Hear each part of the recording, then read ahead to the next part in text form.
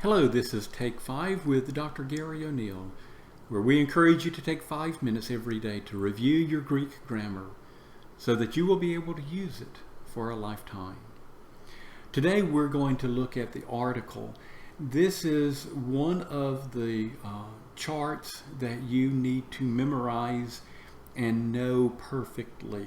Of all of the charts and all of the different things that you need to learn, this is one of the most important. So what I have on the screen in front of you right now is the singular article, and on our next page we have the plural. So we'll go back and forth between these two screens and talk about them.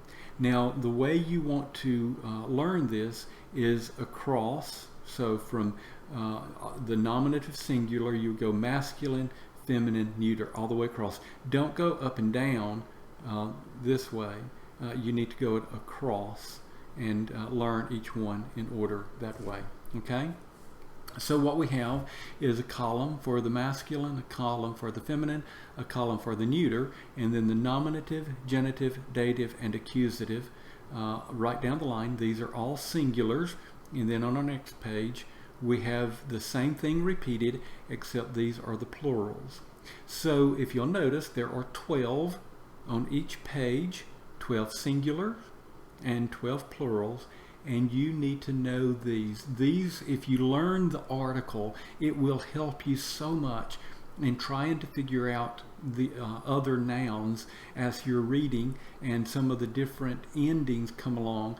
Sometimes those look a little strange, but if you find an article with them and you know the article, you will be able to figure out a lot easier what the noun is. Okay?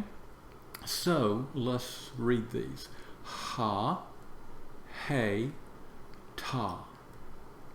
To, taste, to. To, te, to. Ton, tain, ta. A couple of things to point out. Notice the feminine has that eta in it all the way down. The eta is a vowel that you often see with the feminine, either eta or alpha, and so that's just kind of a recurring vowel you will see with them. Notice also on the dative, you see the subscript under there. Remember, that is the iota subscript. Okay, so that is kind of characteristic of the dative. You'll have a iota, either subscripted there or, as we'll see in the plural, out beside it. So just remember that. Okay, let me read them one more time. Ha, hey, ta. To, taste, to. To, te, to. Ton, tain, ta. And now for our plural. Hoi, hi, ta. Tone, tone, tone. Tois, tais, tois. Tus, tas, ta. Now here on these we will see a little more repetition than we did in the singulars. For example, the genitive plurals, tone, tone, tone, exactly the same all the way across. So when you see tone, you can't tell just by tone rather it is a masculine, feminine, or neuter. You will have to see with other contexts in the sentence which one it is. Okay, usually that does not present a lot of a problem.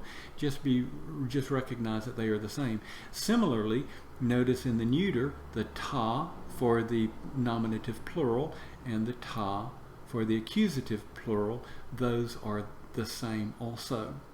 There are some other repetitions like the tois and the tois of the dative plural, masculine and neuter.